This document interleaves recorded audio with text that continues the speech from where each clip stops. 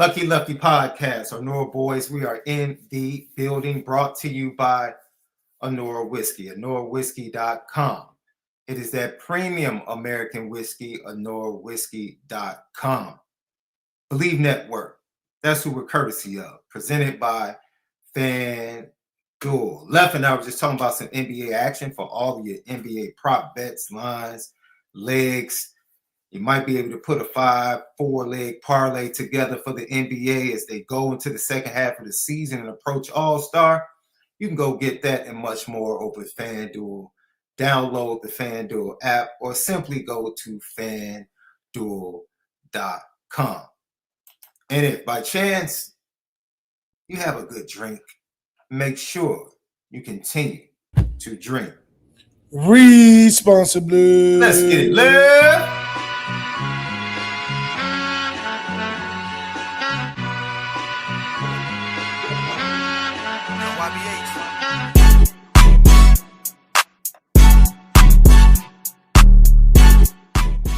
Lucky Lefty Podcast.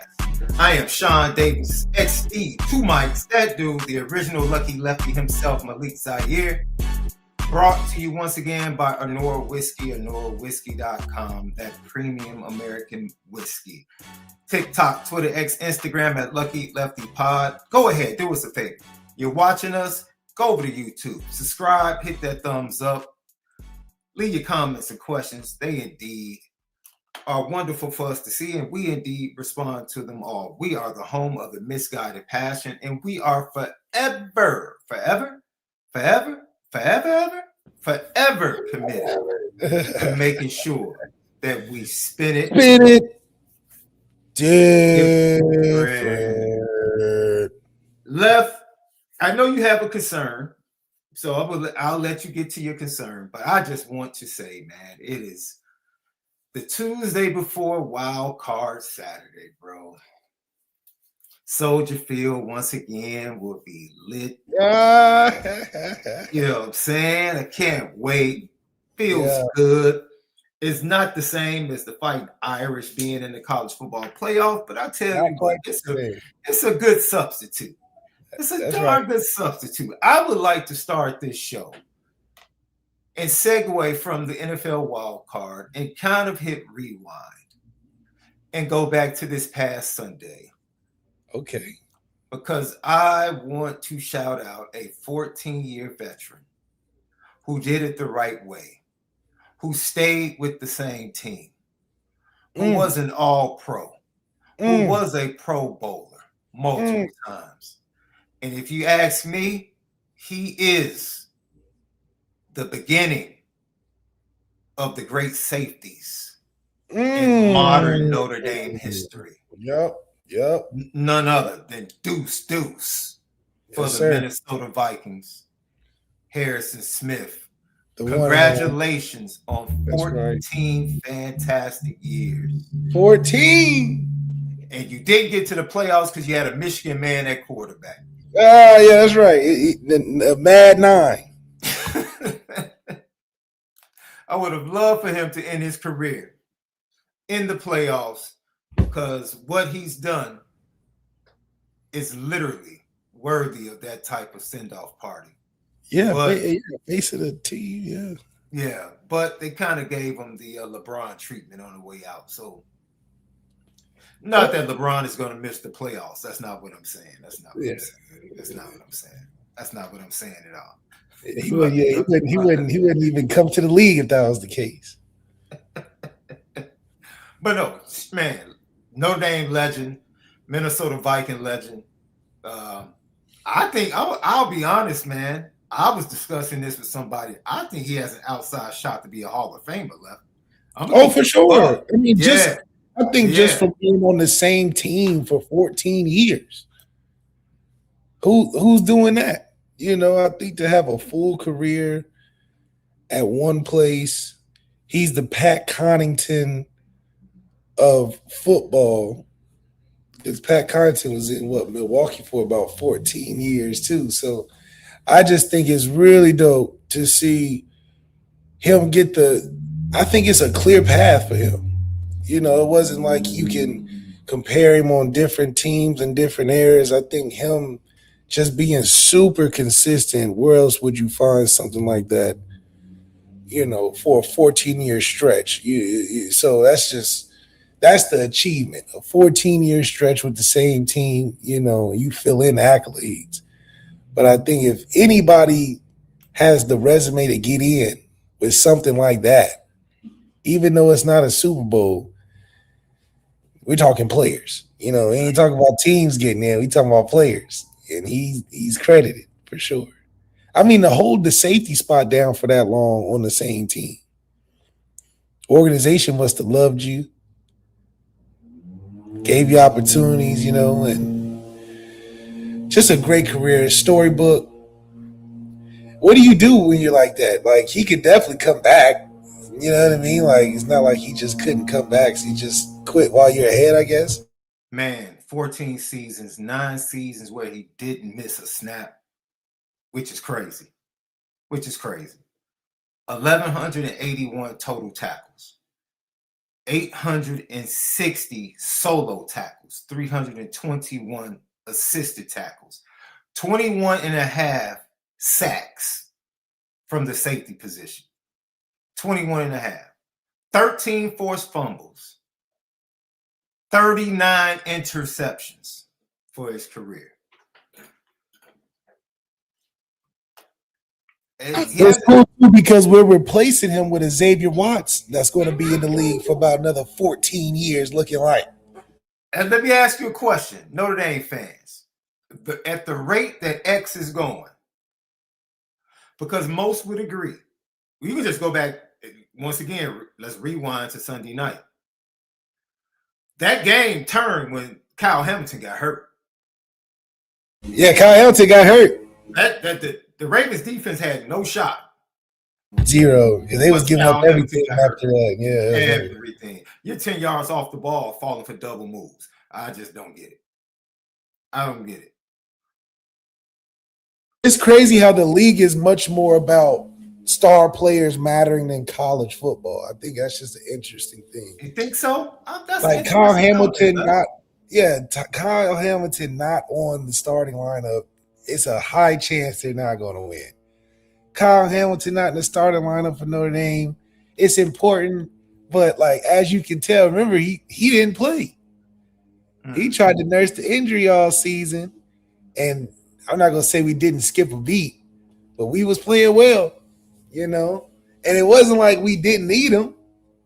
But it's crazy how the NFL, the team literally depended on Kyle Hamilton, and having a good chance on defense with him being out there. So it's a weird dynamic. You don't really see that much in college.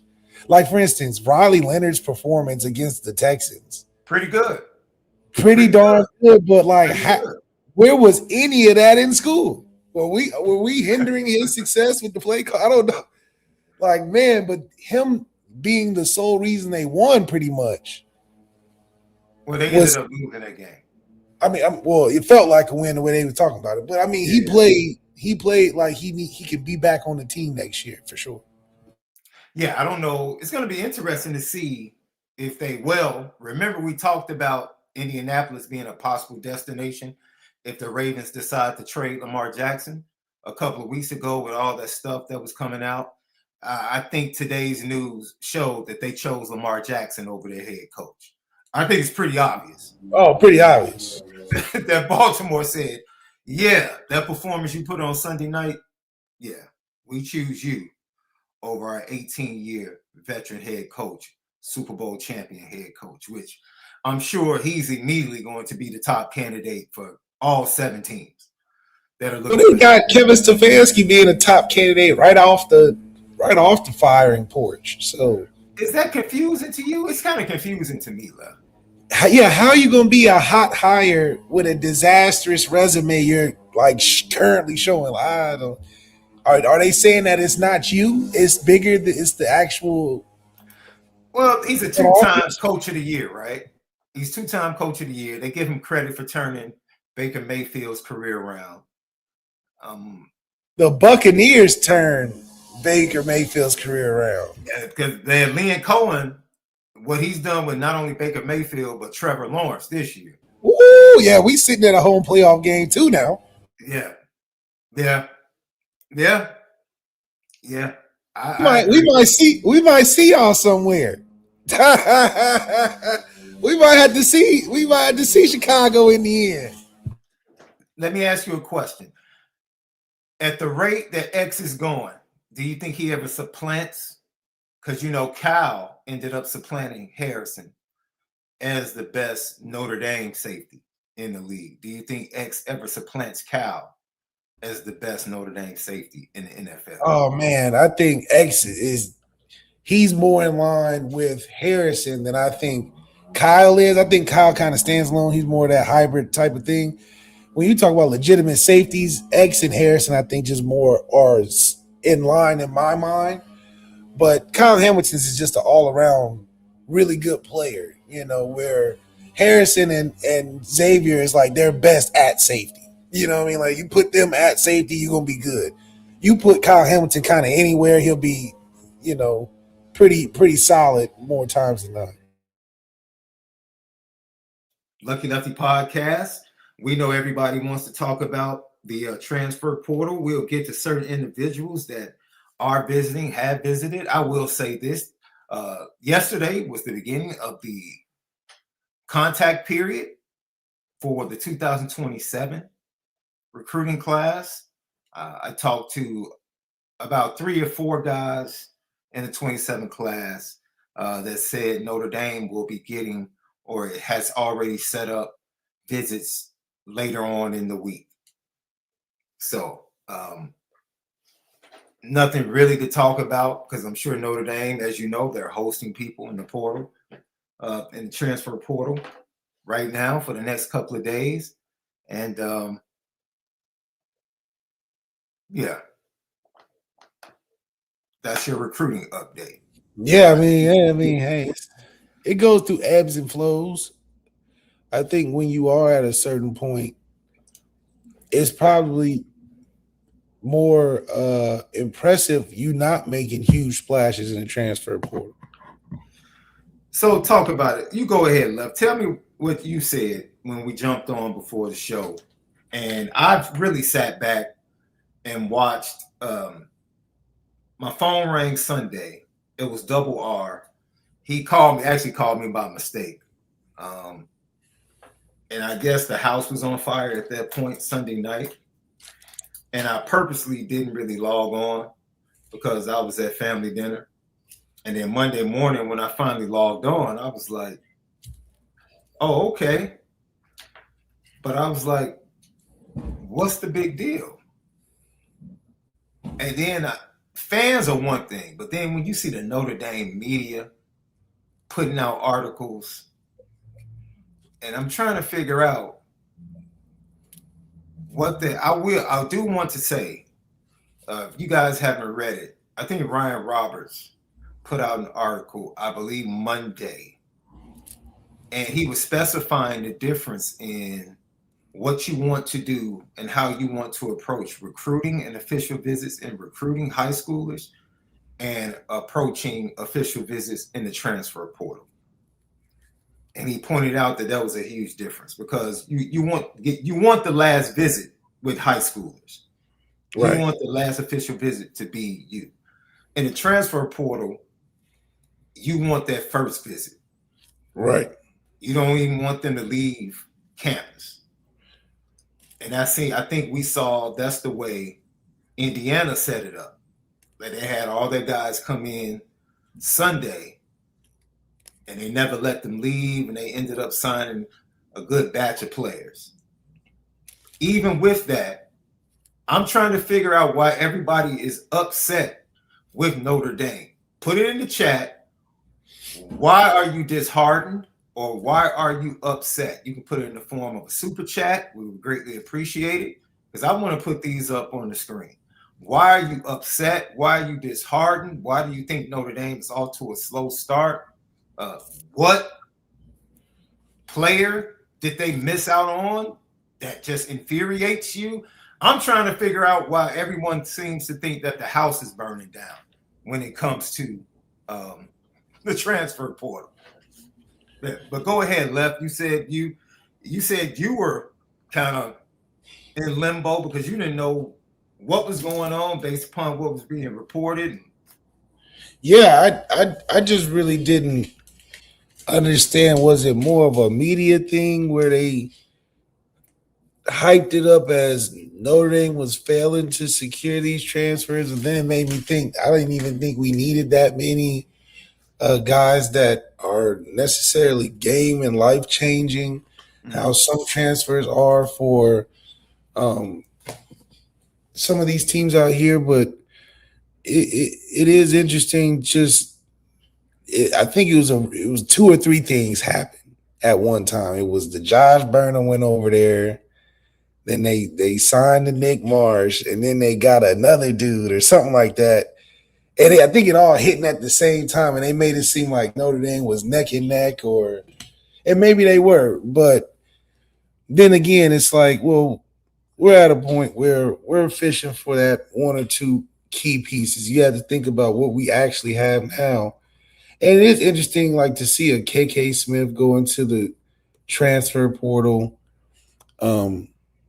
I thought that when you think about the guys that are in the room that still CJ to a certain extent, you would think that guys will be excited this year to be like, okay, I get this the chance. This is my dog, So I'm more concerned about surrounding CJ with guys that he can get comfortable with, because you kind of need that superstar sort of level of receiver, even if you have a good quarterback. We saw how hard it is in the playoffs with two really good quarterbacks, and I mean two really good receivers, and having Julian Sand. All right, so having depth at receiver is important, especially for a quarterback that, in my opinion, most of our production should be coming from that area. So if I'm Marcus Freeman, losing to Nick Marsh, yeah, it may not be the end of the world, but you need CJ to get some elite guys too. You don't want to be like the team up the road having 8 touchdowns because you ain't got no receivers. It's tough sledding. Faison can't be the number one. So it's cool. But then to see, like, guys that I saw us at one point looking at Rico Flores again. I mean, we let Tyler Buckner come back. So the Keon, the Rico Flores, I guess that's a nuance in this whole college football game. Going back to the school you came from. Test the waters, go play a year. Caden Proctor didn't play, but he tested the waters, came back, So it's a crazy time in college football to be able to do that. I remember if you left the team, shoot, you never to be heard from. You coming back in street clothes. You coming back to be back on the team, like to have stories to tell and all that. That just is I think that hurts locker room chemistry to a certain extent. Because it's like, damn, you just went to enemies camp for a year, came back. Like nothing happened. Like nothing happened? Like nothing happened. Like, I just see your locker just got different kind of clothes in there. You got half Notre Dame, half wherever. It's I mean, I think that's crazy, So I can only imagine locker room dynamics with all this stuff happening. It's probably much more business feel to it. But you just gotta be smart, man. I think them opening it up didn't make it worse, but it made it like you go out there and play if you want to. I don't know how guys are going into the portal not having no plan. Like that's what I'm a little nervous about. It's like jumping in just saying, hey, I'm in here now. Like, what's up? I was nervous about my transfer because I was like, I ain't finna leave. I ain't got no guarantees and places to visit and stuff lined up. With 4,000 people in the portal, there's no way they all have a plan. No, it's only a few no contacts. Like when you see that in the portal with no contact, that means the deal is pretty much already in place. What? Yeah, but what does that mean though? Because why didn't they just say they signed it? I can't give you the legal ramifications of that. That Oh, just it's a means legal you can go in with a no contact tag. You can go in saying, "Man, I'm open for business." You know, so but that's because your agent has been working behind the scenes. Yeah, is that what was up with Kenny's situation? I thought Kenny was gonna be a corn husker, man. Kenny was a Houdini on him. I how can I say this? I talked to some people in the know, and the Kenny situation had to do with some information crossing of wires. And, you know, ultimately Will Stein just made a fit, man, fit. Just the opportunity. His Will Compton put it out on. Yeah, Will Compton put it out, yeah. You know, like he never made it to campus. It's not like he went to the visit, saw face-to-face Coach Rule, said, "I'm coming," left, and then called and was like, "Man, I'm going to Kentucky." That's not what happened. He was planning to come and visit. There was a verbal over the phone. I can't speak to, you know, whether it was a yes, I'm coming, but there was no signed contract, or nothing sent back. The contract was sent to his agent. Yeah, like what did I'm not even sure that Kenny and his family got a chance to read the contract. You know what I'm saying? So, right. Yeah, I don't. Just because you sent over the contract doesn't mean that other people aren't making pitches at the same time. So, but I thought it was interesting because isn't Sam Levitt at Kentucky? No, Levitt is. Let me see, where does Sam Levitt go? I will say this: Will Stein is a much better. No, he's not in Kentucky. He's visiting LSU right now. Man, you know what's crazy? On X, they got all the graphics the same as the official sites. It's he's great. These AIs and false information. Yeah. So it's getting harder for sure. It's been crazy. Shout out to Casa Hodge 4989 for the super chat. We appreciate you, my brother. Man, you got the Dodgers champions, Notre Dame, the Rams in the playoffs, and hey, man, the Detroit Pistons might be bound for a world championship, bro. Bound for what? They might win the championship. Whoa. Just telling you. Oh, now Wemby's in the league. And if he could be healthy, the dude miss games like every other week. Does he really need to play for real until the playoffs? We need to find him a truant officer to go get him. Bring him back I mean, you only need to see him 10 games a year before the playoffs. He's the best player in the world, easily. Relax. He's not better than Jokic. Stop. Every time he plays Jokic, would you like me to bring up the stats? We talking about one game? We gonna talk about one game? No, it's been over the last 2 years. Casa Hodge says SD and Notre Dame will kick the tires with Keon Keeley, or do you believe that ship has sailed?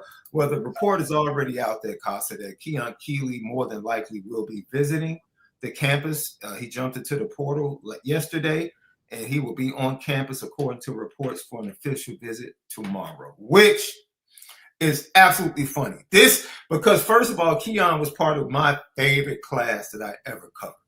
Right. My favorite class.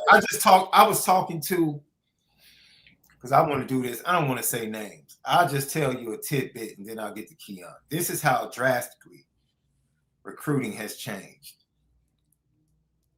Literally, the 2023 class, myself and Ryan, because we both were working the class, every kid that was in my region or that I had a relationship with the kid. I had a relationship with the parents. I went to football games. I went to baseball games. I was invited to homes to come work out. It was just different. Is this Carnell's class? Yes, it was Carnell's class. Yes. Yeah. That 23 class was just different, bro. It was just different. And it ended up being what is now the backbone of this current team and the team that made it to the national championship. And the class didn't end up, remember, Dante Moore was supposed to be in that class. We thought Carnell Tate had a chance of being in that class. We thought Peyton Bowen would be in that class. And we thought Keon Keeley would be in that class. That's crazy. That's how good. That was the potential of that class. Yeah. I would say late spring. That was the potential of that class. And it still ends up being a great class. And like I said, the backbone of this roster right now. But back then, that was the culture. Now, bro, with these agents, now the parents are acting funky. You know what I'm saying? When you talk to them, like when they get the offer, they want to talk to you. Then the more their name gets out there, then their agent is like, well, only talk to these people. Only talk to these people guys. Right? It's so corny now, bro. It's not homegrown no more. It's corny now, bro. It's not as red tape as Notre Dame media days. Yeah, it's just super corny now, bro. So I gotta talk to who? Don't you got social studies class? Why I gotta? Because I think the parents are almost bugging right now.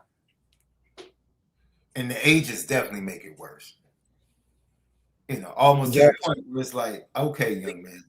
They got some. Yeah. I told you, I walked off the field and just went over and shook the hand of a 28 kid, you know, just to say what's up. Like, yo, what's up, boy? Hey, how you doing? I'm his agent.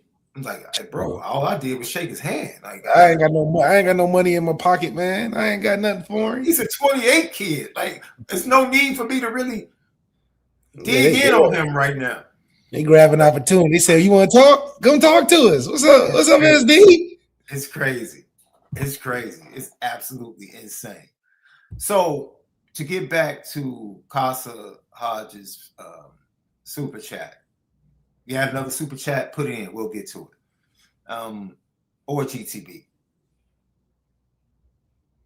Left, Keon Keeley returning to this class will be a full circle moment. A full circle moment. You know why, Left? This is why I Bleav, in hindsight, this is why I'm all for chasing development over money. I don't know how you feel about that. Definitely. From a high school standpoint, when I'm choosing a program. I would much rather chase the better fit for my development than to chase the check. It's 100% about fit. 100%. I always thought. Either way, transfer or high school. Yes. I always thought. Let me just throw this out there. I always thought the better fit for Keon was the Notre Dame class because of the brotherhood that they had. Yes. The relationship he had with Drake. The relationship he had with Christian. He's not really an outward going person. Right. They brought certain things out of him. Right. That I felt like he needed. So when people outside of him and his mom started to backdoor or create conversations with Alabama and start to throw around the development stuff of what Alabama had done, you can't argue that. However, that is a culture of dogs, and he's not outgoing. So it's easy to see how he went to that culture and ended up fading into the background, bro, and took him time to adjust because that wasn't the right fit culturally for Keon Keeley, in my opinion. Right. It just wasn't. You do that, Alec. He was there when Saban was there, bro. And Saban is is a recruit eater, bro. He would eat you up and spit you out. He doesn't care. That's why I love Terry and Arnold and Patrick Surtain's podcast, bro. The stories they tell about that cat Saban and some of the things he said to them, and they were dudes. I could only imagine some of the stuff he was saying to guys that were like second string, third string. Yeah. Man. So I think that was the biggest mistake. I don't know anything about the NIL deal. No, chase, fit, and development. If you have a young man in basketball or football that is going to be recruited, or he's in his sophomore or junior season, fit and development. Fit and development. I can't say it enough. Fit and development. Get the bag too, but as we have seen, the bag that they get, if they don't play, is going to get cut the next offseason. Read the tea leaves. Everybody in recruiting, read the tea leaves. If you don't come in and produce as a freshman, when it's time to come back to the table in the next offseason, you're going to walk in and it's a great chance that they're going to offer you less than what you got coming in. Easily. So how important is that bag in comparison to getting on the field? That should be the most important thing. What's my path to the field? How am I going to be developed? Which gives me the shot to get to the NFL. That's right. For me, yes, kick the cart, because Keon Keeley, you saw the second half of the season for Alabama, it finally started to click. It finally started to click. And I think he'll be even better, once again, around the guys that brought the best out of him and his personality out of him that he was really comfortable around. To be honest, this should be easy. This should bring a Don, Christian, Drake, all the guys that he was committed with for pretty much 8-9 months, have all of them show up. And as soon as he walks into the goo, have all of them show up. Dap, what's up, boy? That's it. That's the vibe. Nobody else can give him that vibe. There's familiarity. There's trust. You already know he loved Marcus Freeman. It should be an easy pitch. He shouldn't leave without committing. He just shouldn't. But we'll see. We'll see. Yeah, man. You go down there. He's not like that, man. And it's no disrespect. The phrase mama's boy, certain people could take that in a derogatory way. I don't mean it to be derogatory. Great relationship with his mother. His mother really leaned on some people during that process. And it was about development and NFL. That was very important to them. Development and NFL. What should have been more important? Who is your son and what culture is going to be best for him? Facts. Who is your young? What culture is going to be best for him? Because it took him a long time to adjust. Then he had to go through a head coach change. He committed to the legend, and the legend bounced early. Yeah, probably before he really got out there.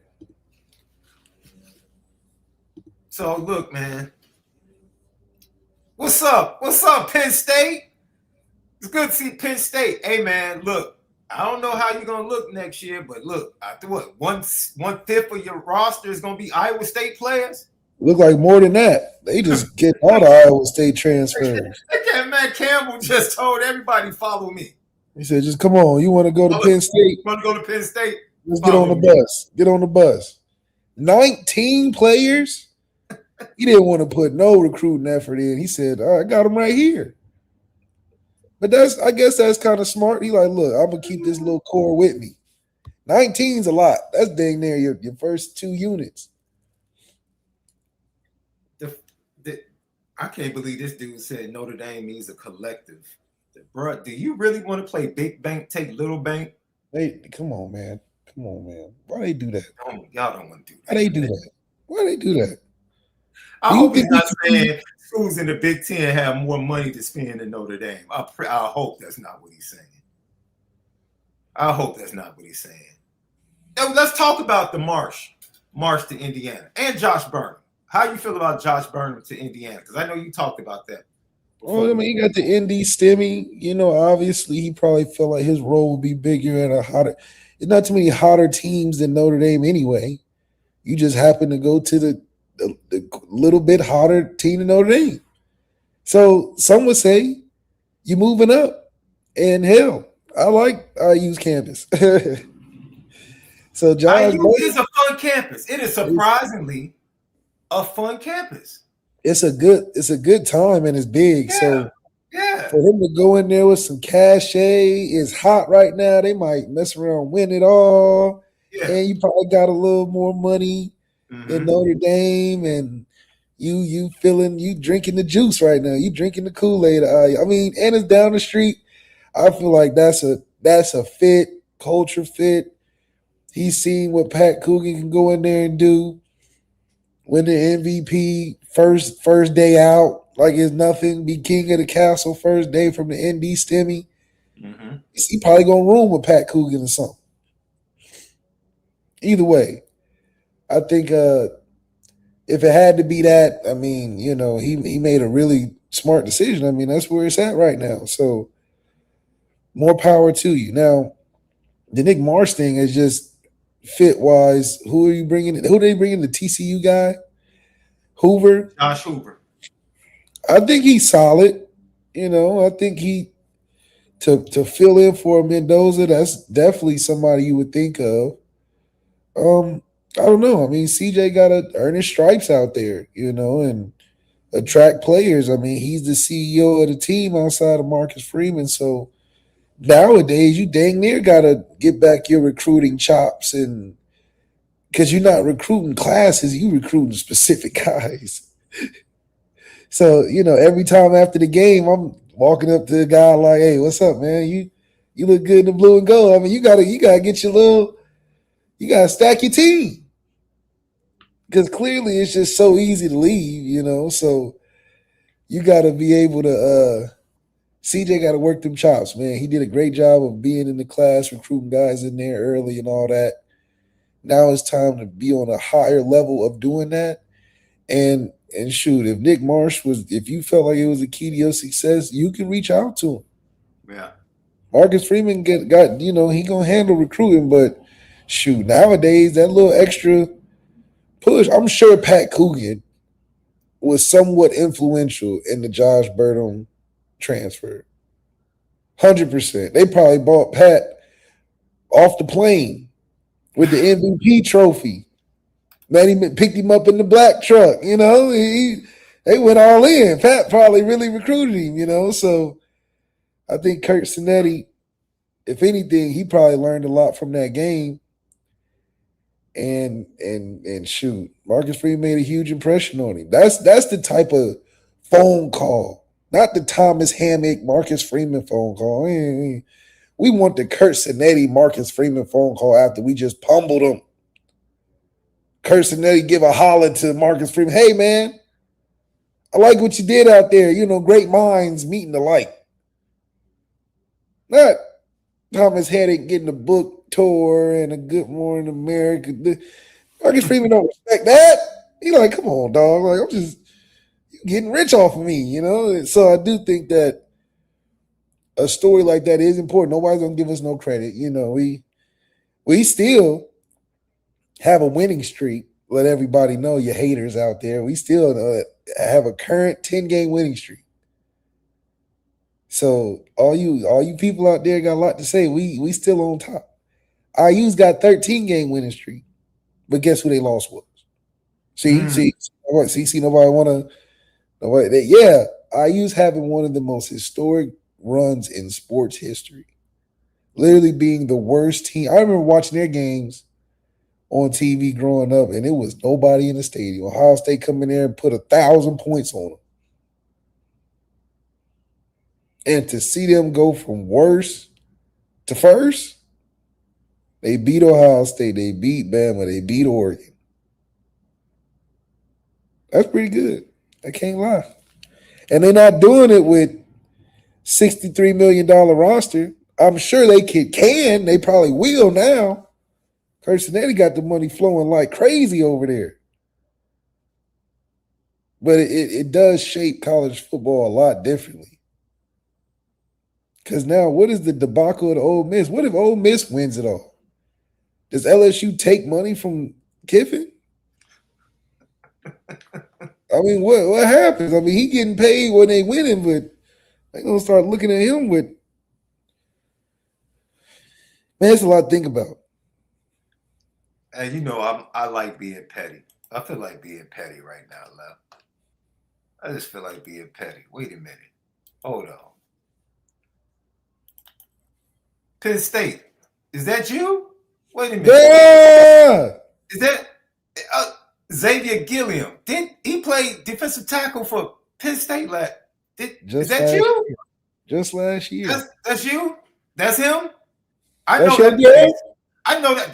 That's where practices take place. I'm in that place. That's your girl checking out my hardwood kitchen. That's your boy. That's your boy. Why you talking about people going to Indiana? That's your crew. That's your girl. That's crazy. That's your girl talking to us. Wearing your jacket over my house. Right. Because he ain't get the Indy package yet. He come for the visit. He coming what he came with. Wait a minute. Oh, don't tell me Pops. Pops there too? Number one in parents. Pops is enjoying himself? Indeed, number one in parents. They don't forget. Is that the mom right there? Now he gonna hang it up in his home. Penn State. No. Penn State. Don't tell. They got Pops doing the pose. Don't tell me you don't have a happy home over there, Penn State. No. They signing adopted kids over there. They got adopted kids. Cyclones. Yeah, they got the adopted Cyclones over there. That's not even Penn State yet. They taking on another team. That's like the Baltimore. Give it round up or give an extra $1. Super chat for the adopt a player, adopt a kid. I mean, he adopted 16 children. Be kind today, Notre Dame fans. You could give $1, $2 for the adopt a player fund. For the adopt a player fund. Scared to recruit fund. The scared to recruit. We just gonna round up you and all your friends, bring them over. I mean, first of all, you weren't the best team in the state this year. Pitt was the best team in the state. We blasted them, by the way. Yeah. Easy. The Penn State Cyclones. That's a good day. Sly Fox with the zinger. Zing! Yeah. Penn State Cyclones, baby. Yeah, boys was wearing mixed jerseys out there, half and half jerseys out there. Oh, man. It was well played by you as well, Left. Like you said, Penn State, maybe the Big Ten, if this was a tag team match, the Big Ten, that tag team match where, dude is getting beat up for like 10 minutes. The other team is taking turns just beating him up. He's bleeding on his forehead. He's taking the razor and cut his forehead, and he's in that one hold and he's trying to reach to his corner to tag his partner in. That's the Big Ten. That's how wobbly and struggling they are when it comes to Indiana. Because obviously nobody in the Big Ten can get the job done. But maybe you need to tag Notre Dame in because they took care of business by double digits. Double digits. The last time they faced Indiana. For the money, too. It wasn't no regular season appearance. Coach Signetti didn't go to the post game and say, Google me that night. Oh, no. He didn't go up there and say, I win. He didn't say I travel, we whoop ass and go back home. He didn't do none of that. He didn't say none of that. Matter of fact, he was so impressed. He said, I need a backup center. I need that backup center. He was so impressed, Lev. He went and got an MVP. He went and got his team MVP from the backup crew, from the backup center that happened to play in that game. What do you call the left? What do you call the Stemmy? Notre Dame Stemmy. Them Stemmy packages. I mean, Trump stopped them. We kept them going. Notre Dame Stemmy. Yeah, it's crazy, and you know, we don't be getting the thanks. We always get the, oh, Notre Dame's running. Notre Dame can't recruit nobody. If we can't recruit nobody, how are we producing all-time great players at other schools? We have the North Carolina greatest center from Notre Dame, captain first year, academic All-American. He's the smartest dude in the school. Yeah. Pat could go over there, win a couple playoff games. He has got the infinity stones of bowl games. He has a ring from every bowl game you can play in college football. That's pretty special. And he was MVP in one of them. Only an ND Stemmy can do something like that. MD. Come on, guys. Stemmies. We done gave the man infrastructure, leadership, captainhood, fortitude. Hey, Gino said we need that ND Stemmy t-shirt left. With an Irish bag of gold under it. That's all we handing out. We just be handing out bags of gold. Give out head coaches in the NFL, head coaches in other schools in college football. Wait a minute. How that is the crazy. He said we better hope Indiana doesn't. Bro, you're in the same conference and you let a coach come in and dominate your conference in the span of 2 years, but you're worried about Notre Dame? No. Undefeated in the conference. Big Ten should be ashamed that this team in 2 years has come in and flipped the conference on its head. The 9-game gauntlet. That's the 9-game Big Ten gauntlet. That's the bigger issue. That's not impacting Notre Dame. That's impacting the Big Ten. That you let a annual doormat get one coach and in the span of 2 seasons become the more dominant team in the conference. That's an indictment of your conference. That's not an indictment of Notre Dame. Notre Dame's fine. Notre Dame can stand on. They didn't beat us. They whipped on the Big Ten. I mean, we really can say that. They beat us. Whipped on the Big Ten, but they can't beat us because they're not like us. Nope. Shout out to them. I hope they win. I hope Miami wins because I want my Chicago dudes to win. I hope Miami wins. I love stories. I love that. I want Trinidad Chambliss to win. Yeah. I love the stories of the Final Four teams left. I love it. I'm a fan. I'm a consumer right now. But don't stop. Look, people love using Notre Dame as scapegoats to escape the fact that once again, your entire conference will be up for discussion if Indiana wins the championship. Tier 1.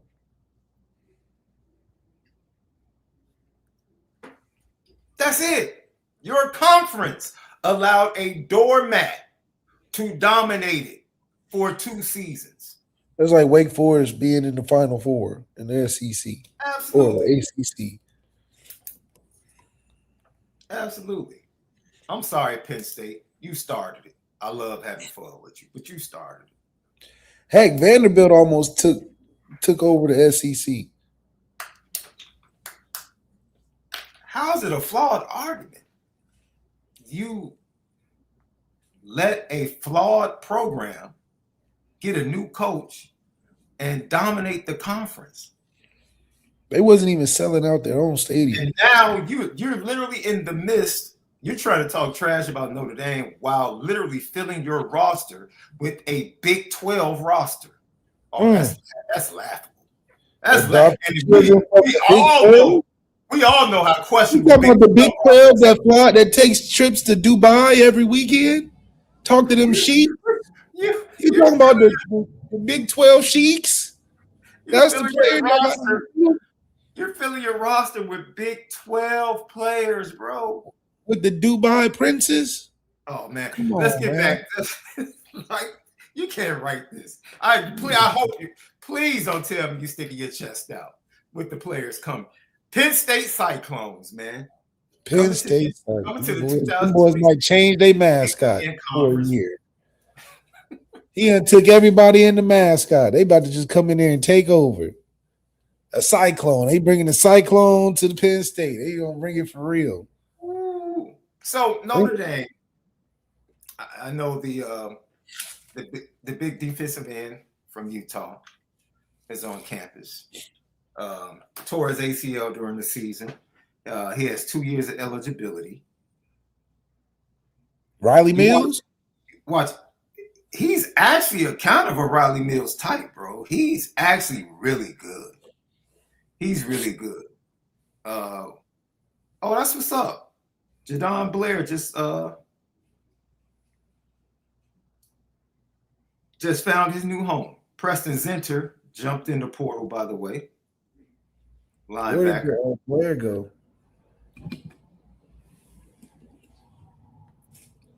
Jabron Payne ended up in Cincinnati. Yeah, went home. That's a good spot because they're good now. So yeah, he'll probably get 1,000 yards over there.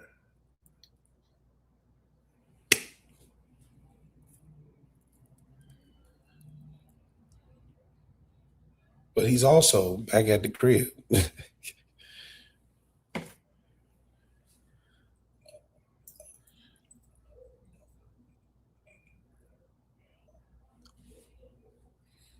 I'm trying to see here. Let's see.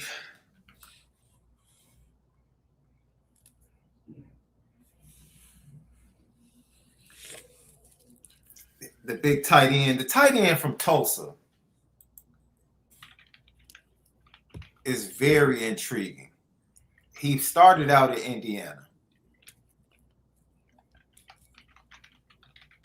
We said that if they wanted to go get somebody in the tight end room, it would be understandable. It would be absolutely understandable. But do you really need? Look, we can have this discussion, Left. Brody Foley is his name, the tight end from Tulsa. I'm at a point now offensively, Left, and this will give you a tidbit of some of the conversations I had with some 27 kids today as they wait for Notre Dame to check in on them. I'm sick and tired of Brody Foley, 37 receptions, 528 yards, 7 touchdowns. So he was good in the red zone for the Tulsa Golden Hurricane. It's time for this offense, which I think Mike Denbrock wants and is ready for the transition to take place. But it's time for this offense to be more than just a run or perceived, because it was more than a run offense this year. But the perception still on the recruiting trail, Left, is still that this offense is a run-first offense. That is the perception. That is the perception that's out there. And so that is something that needs to be answered, particularly by this offense and this staff this year. Right? And I get it. When you have the 2 running backs that they had last year, ladies and gentlemen, there is no reason at all. That's why the game plan against Miami was so confusing. Especially with the first-time starter. That's why it was confusing. He committed to, Jadon Blair committed to Missouri, Left. He's a Missouri Tiger. That's a good fit. That's a darn good look because Missouri, the last couple of years, have had really good defensive play, especially up front. They need some help on the back end and the secondary, and he definitely helps them. He should be an immediate starter. Right. That's what I was thinking. But Left, I'll let you take it from here, man. This is the greatest opportunity. Like I said, I love the running backs in the room. When everybody was talking about the possibility of Hollywood Smothers and other running backs, I'm like, bump that. That's a nodder from me. We're good. Roll with who you have. But yeah, man. You get a starter in his second year third year in the system. It's time to take off, and I'm gonna keep it a buck.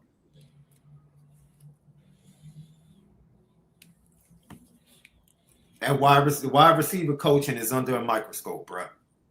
That's Under interesting. a microscope. We can sit here and talk about. We can sit here and talk about Nick Marsh went to Indiana. Who are they gonna get? Dude. Out of the people you have, there should be a number one. There should be a number one. I agree with that. There should be a number one receiver out of that room right now. Right now. Forget the portal. If you're telling me that there is not enough talent in that room to have a number one receiver, then we have a bigger issue. Yeah, because the Rutgers guy wasn't that good to me. It's a bigger issue. The Rutgers guy was slow. Yeah. Nick Marsh was not MALIK Fields. Right. See, I said the same thing. I didn't think he was better than MALIK. Totally different, right?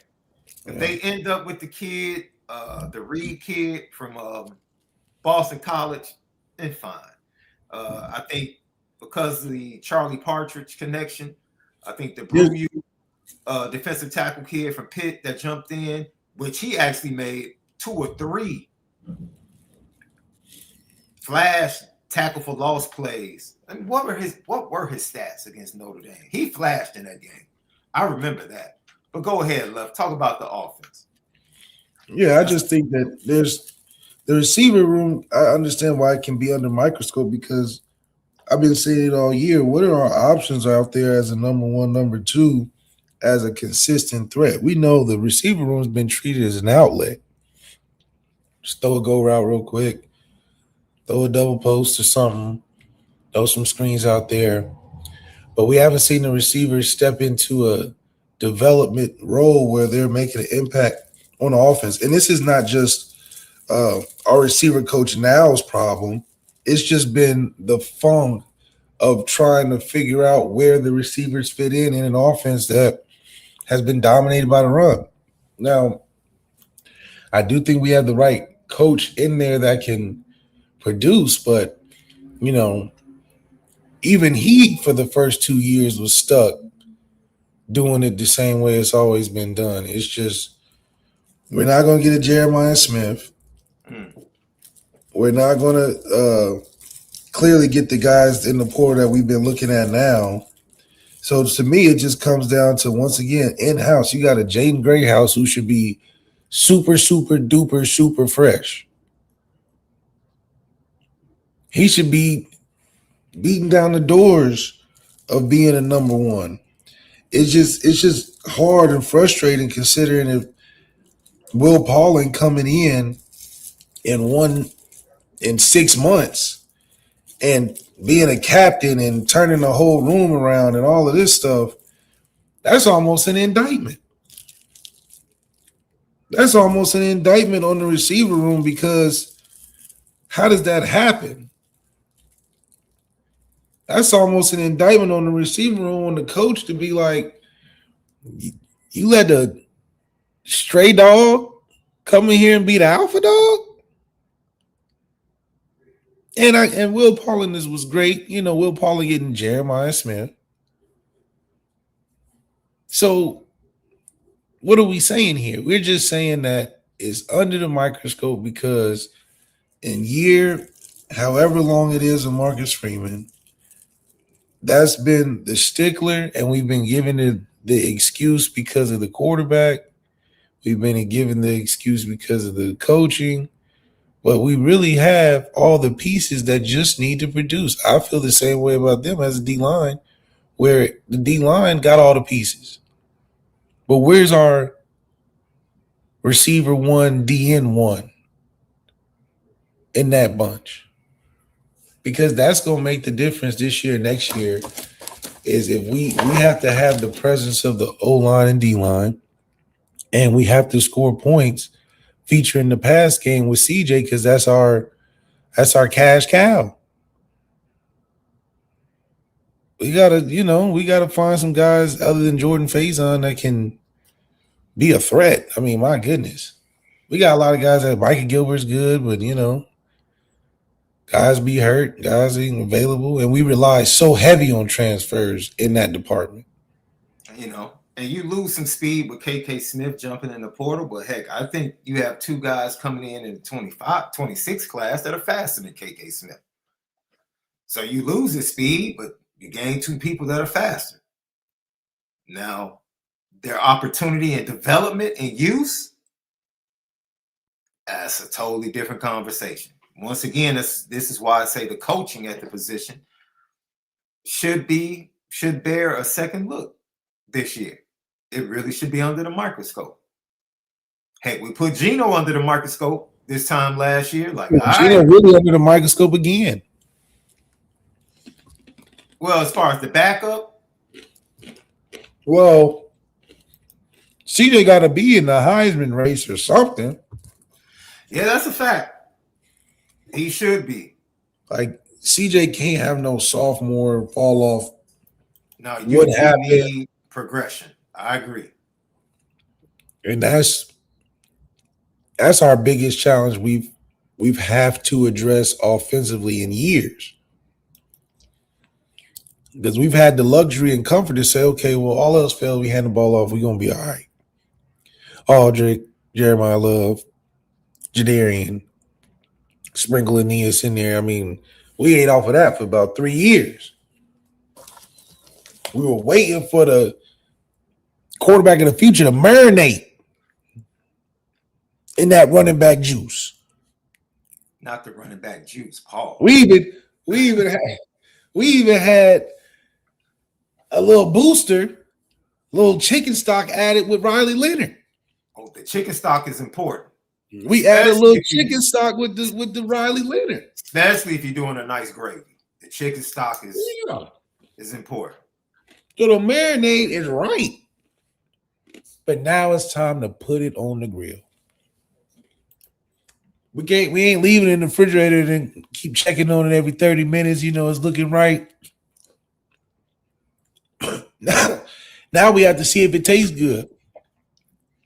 And that's where the quarterback got to come in there and chef it up. We used to tell people, hey, come back next Thursday when the marinade ready. It take 2 to 3 days. We don't serve it every day, but when it comes, it's gonna be killer. But in the meantime, we got the running back juices going. We got some cocktails. You get you right. People waiting on the marinade. They waiting on the meat to drop. That's what the Fogo de Chao. You don't go for the gravy, you go for the meat. You keep the green light on. CJ got to go out there and deliver. All types of poultry, meats, steaks. He got to deliver. We've been marinating and chilling for so long because you can survive off of that. Soups, good drinks, brought a DJ in a couple times. But to elevate, we got to have the meats. Marcus Freeman, this is the grand opening. This Chef Gordon Ramsay. He got to go in there. This chicken is cold. He got to go in there and do some of that. That's why the receivers are under fire. Because nobody likes to talk about how the green bean station is a tough task. Because it ain't the main dish, but we got a vegetarian crowd coming in, and the vegetables are A1 importance. You got to have the Holy Trinity, the onion, the green pepper, and the celery chopped up. Can't have no big chunks of onion. It's got to be fine, detailed, and cut. Diced, not cubed. Diced. Oh, my God. We can't do the frozen vegetables. It's a restaurant. We can't do the frozen vegetables. Go to the farmer's market. They got the mist over the broccoli and stuff. They make it look real sensual. Get you some good veggies, man. Don't be burning. Nobody likes no burnt Brussels sprouts. No messed up vegetables. I don't like my peppers too charred. because you're going to mess the steak up. So that's why it's important that Marcus Freeman got all the ingredients just right. And people that wasn't highlighting things in the past are highlighted now. What's the finishing touches? So I think the receiver room, man, we got all we need, man. We just, somebody got to be the dog. Lucky Lefty podcast, boy. I did not see that one coming, bro. I almost broke character. I did not see that food analogy coming. That was a good one. That was an absolutely fantastic one, Lucky Lefty podcast. So that, yeah, man.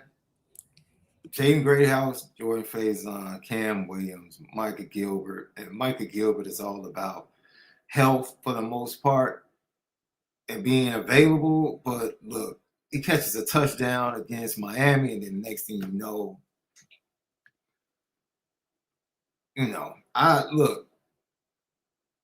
there's really no more excuses for those guys. The guys that I named, no more excuses.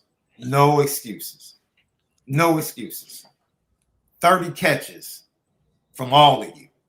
30 receptions from all of you. That's the requirement. And it's no excuse because y'all let two hired guns come in here and be the biggest producer. It's crazy. Malachi Fields came in. You can't say you developed Malachi Fields and Will Pauling. Wait a minute. They came in and became captains. And so you can't even take the credit. Let's be honest. Can we be honest for a minute, Lev? If you are a transfer portal, and this goes to the crowd that's upset about Nick Marsh, who never got to Notre Dame. I could see if he actually visited Notre Dame after visiting Indiana and then decided to choose Indiana. He never got to his Notre Dame visit.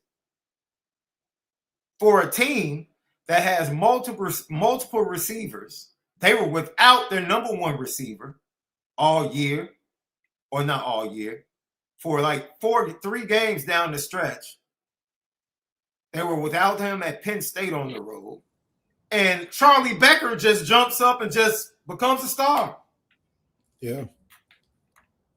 Williams balls out. It is funny. The number 2 receiver steps up and makes the reception of the year to keep them undefeated. It's like, dude, why wouldn't Nick Marsh choose Indiana? Why wouldn't he? When your last transfer portal guy put up better stats at Virginia the 2 previous years that he did when he got to Notre Dame. Why would a wide receiver choose Notre Dame over Indiana? Why? Just based upon those points, offensively, why would a wide receiver choose Notre Dame in their offense over Indiana's? So the Nick Marsh thing wasn't like something that's why was the sky falling? I was confused. I'm like, he never made it to campus. Yeah.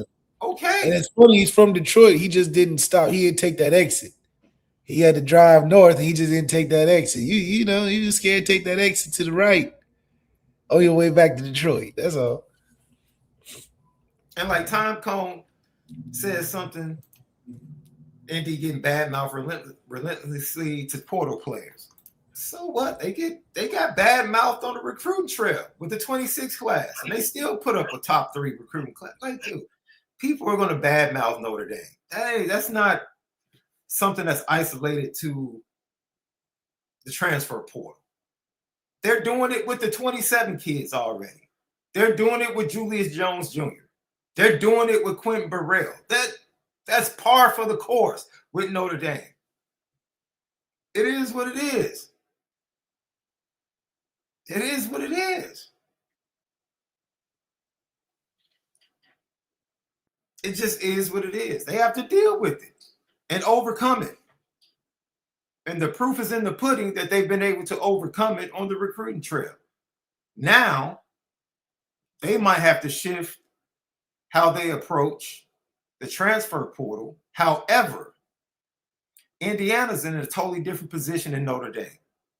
Indiana is not a program that has yet built up their roster to be able to maintain an elite team without the portal. So they have to be uber aggressive early in the portal.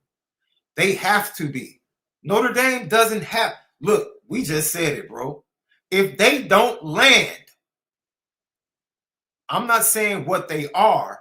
I'm saying what they should be. If they don't land a wide receiver in the portal, this program should be and should have multiple receivers that can produce at a number one level. They should at this point. And if they don't, it's an indictment on certain areas in the program.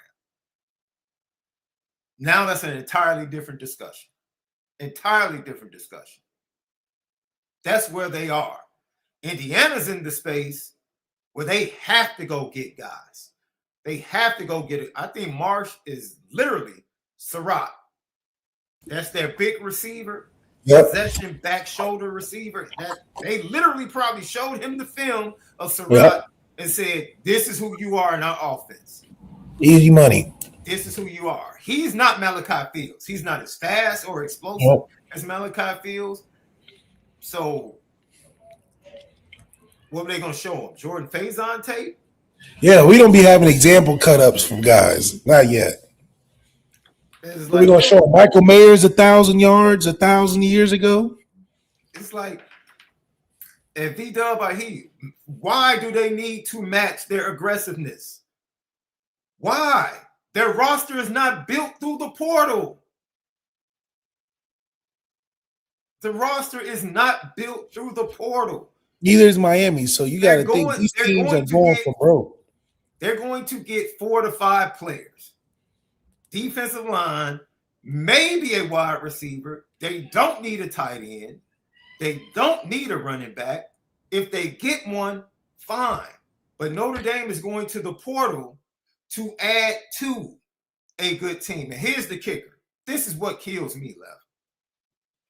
Notre Dame fans, in the immediate aftermath of the final rankings, in the immediate aftermath of the opt-out of the Pop-Tart Bowl, stood boldly proclaiming that college football was in trouble with this 2026 Notre Dame football team. Did they not, Lev? Did you not see that all over social media and message boards? Oh, this Notre Dame team is ticked off. They're focused. Everybody's in trouble in 2026. Tell me the player that Notre Dame has lost that changes that. If you felt that way after they opted out, tell me the player that changed your mind about this team being locked in on 2026. Tell me the player. Josh Burnham, Preston Zinner, Kenny Minchey, Jadon Blair. Who has Notre Dame lost that makes you feel like, oh, darn, I don't feel the same way as I felt about this 26 team anymore? Who? Notre Dame is not. We're not going to be impressive shining in the transfer portal. That's not Indiana had to go find a starting quarterback. Notre Dame doesn't have to do that. They literally had to go be aggressive and overspend. Go look at Josh Hoover's stats and look at CJ Carr's stats. Look at Josh Hoover's stats and look at CJ Carr's stats. And you tell me who's getting the better value. You already saw what they're spending for Brendan Sorsby from Cincinnati. $5 million. $5 million for the same stats that CJ Carr put up in his first year. And it was his third year playing. It's like, man, we got to relax, man. How aggressive do you want them to be? They were bringing people in Monday. Visits literally just started Sunday. How much more aggressive do you want them to be? They're getting people to commit to 2-day visits. How much more aggressive do you want them to be? That's and right. It goes back. We want stop chasing names. There's a reason most of these kids are in the portal. And we chase names because we hear, oh, this is the top guy at this position. Right? This is the top guy at this position. If he's not a fit, he's not a fit. Stop chasing rankings, portal rankings, and allow this staff to go at who even said Nick Marsh was the receiver they wanted. Right. They have a board. Who's to say that Igroba, that signed with Texas Tech, is the number one defensive tackle on their board? Who is to say that? We don't know. We don't know.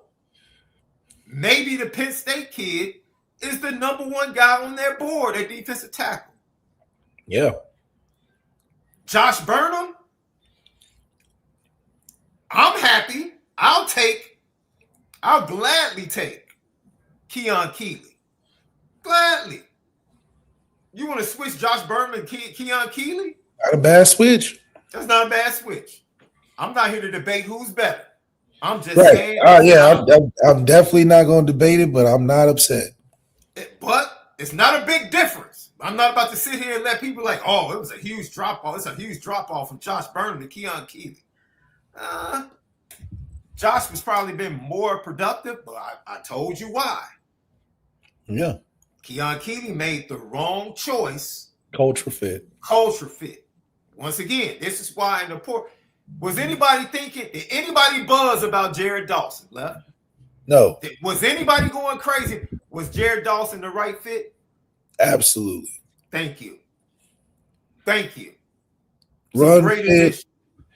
Great addition. And he didn't have to be the star, which was great. No, he doesn't have to be the star.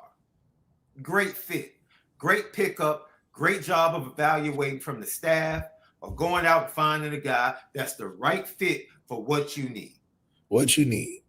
He's a great fit. And Notre Dame is going to have an edge rusher on campus tomorrow. They have a defensive tackle in today. They have another big guy that's going to give you 2 years, the Utah kid. That's a monster. That are probably better fits. They're not the big names, but they're better fits.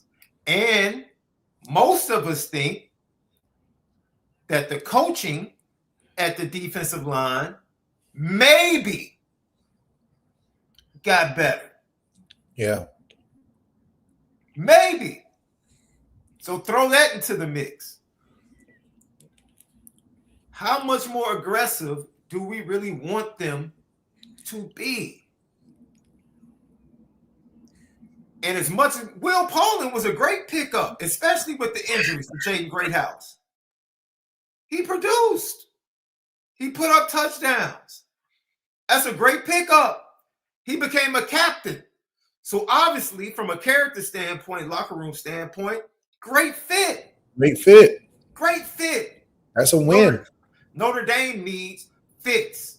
What do we say about the nickel position and how they've gone out and got nickels? There were great fits.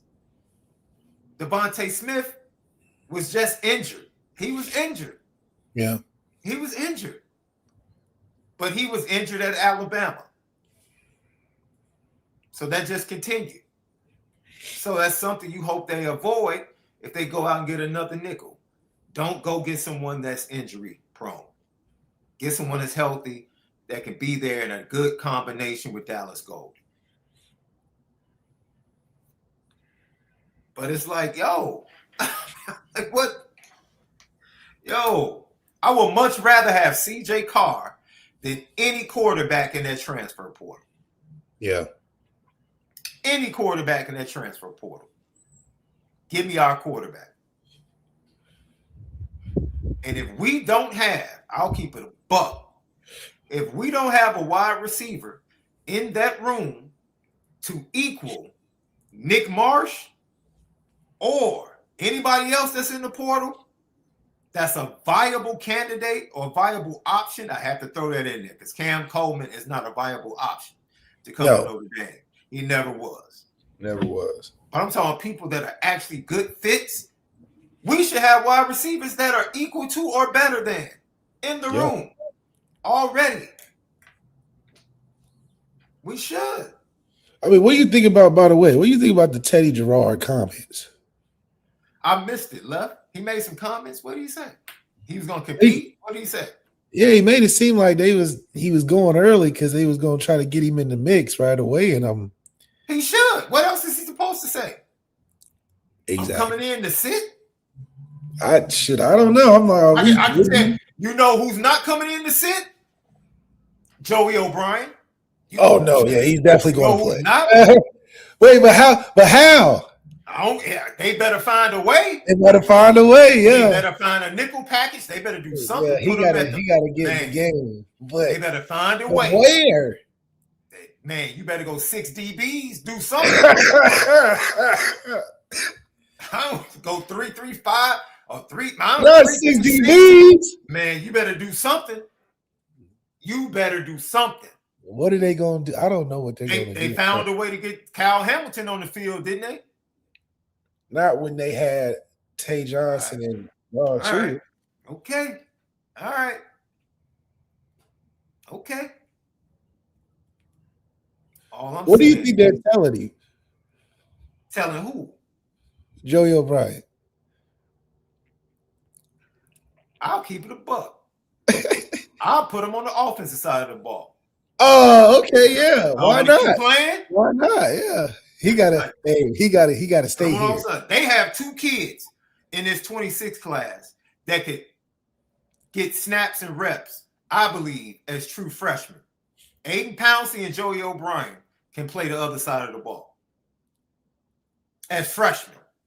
Both of them as freshmen. Oh my God, that's sad. Get them on the field, bro. I don't care how you get them on the field. Get them on the field. Yeah, they got to play.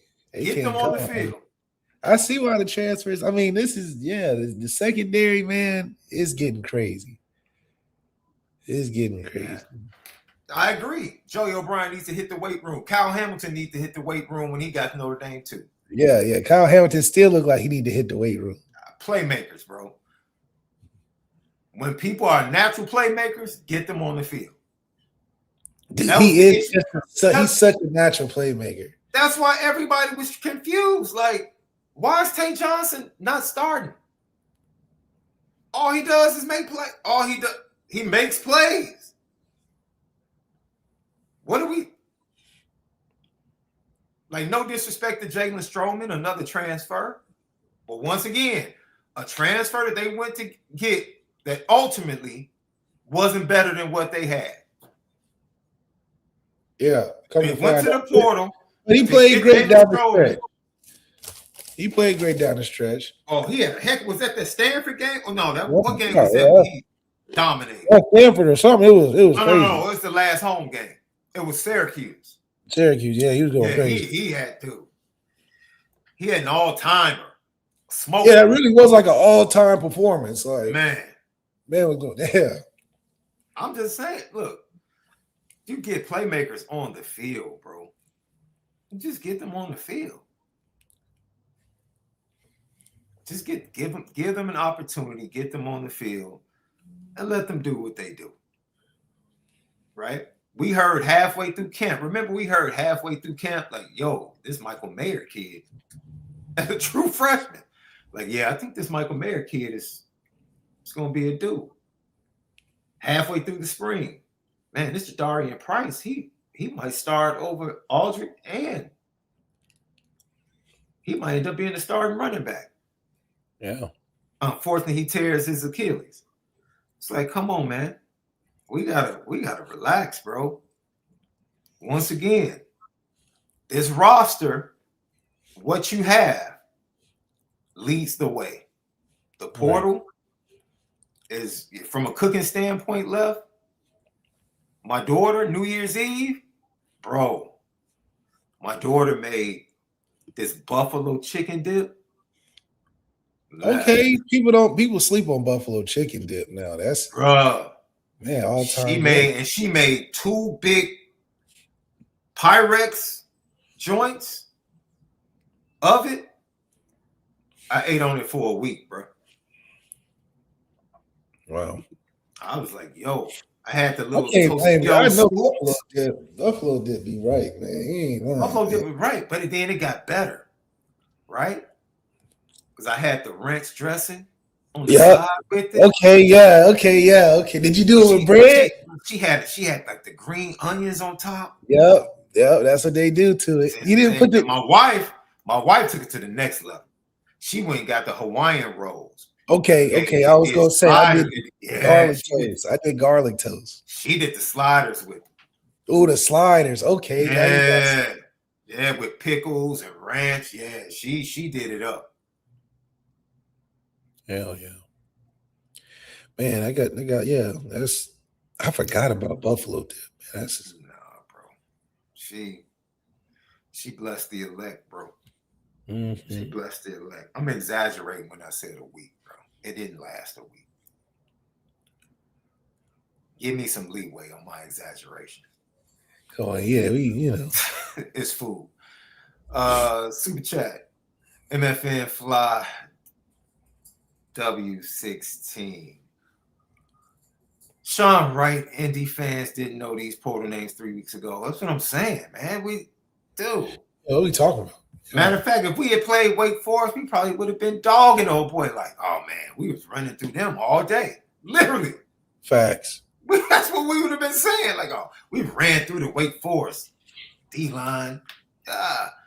Now act like we miss Randy Moss and Reggie White. Relax, plenty of talent in the bed.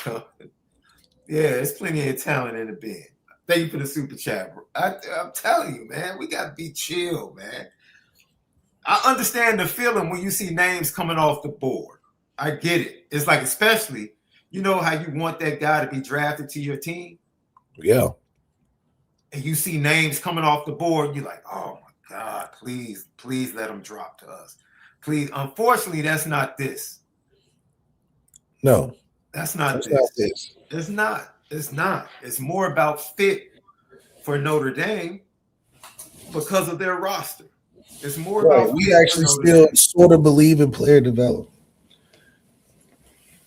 I would call it player encouragement. We'll develop you, but encourage you through some of these transfers. Yeah. Now, sometimes it works, sometimes it don't.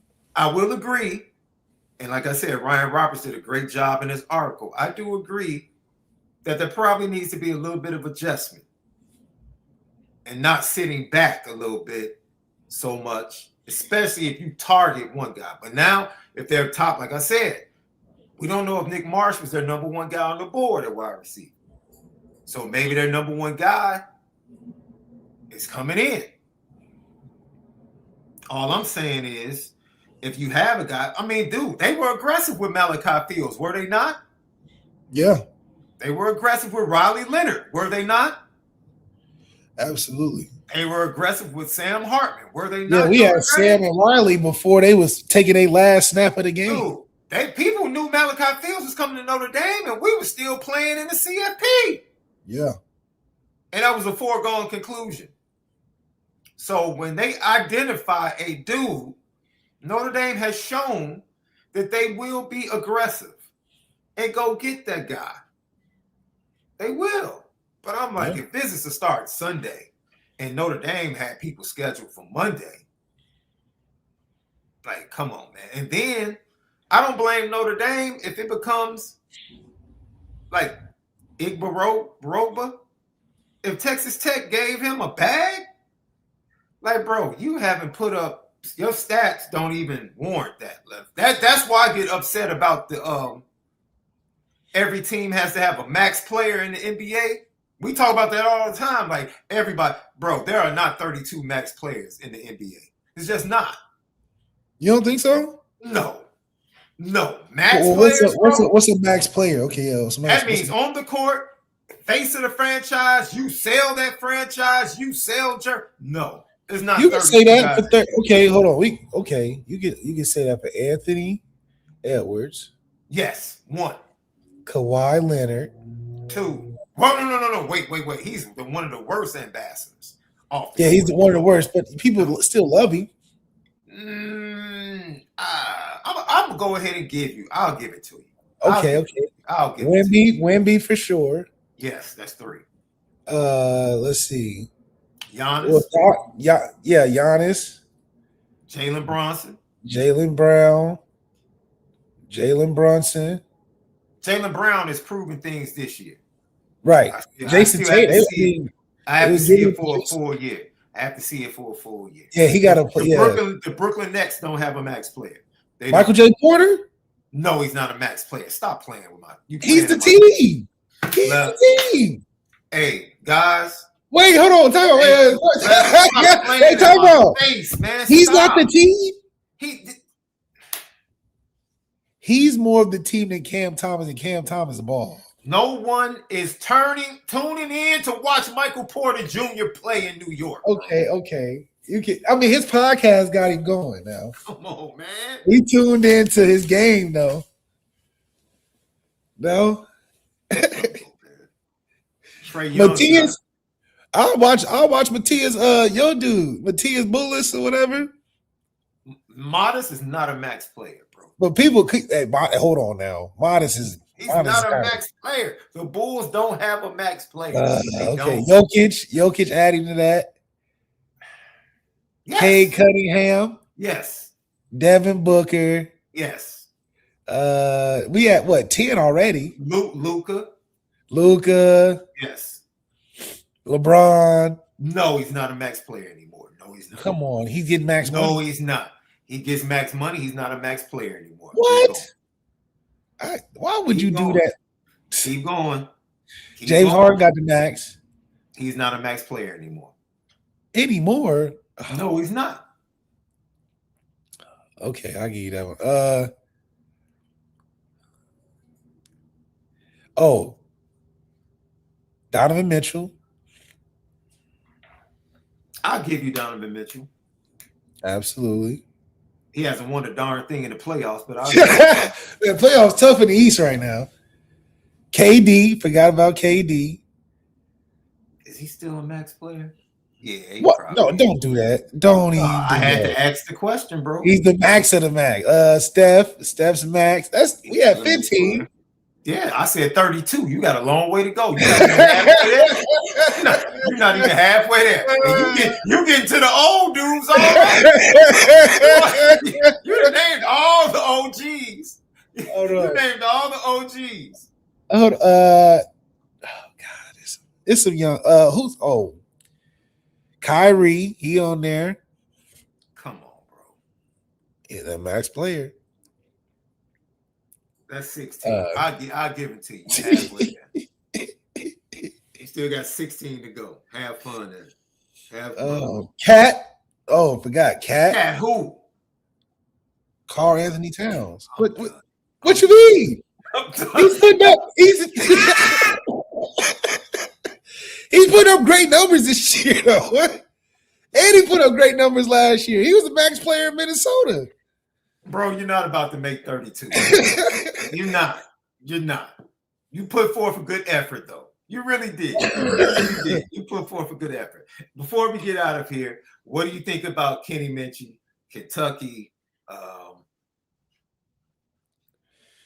I just hope he can play, man. At this point, he's got all the things and tools that he's gathered along his journey.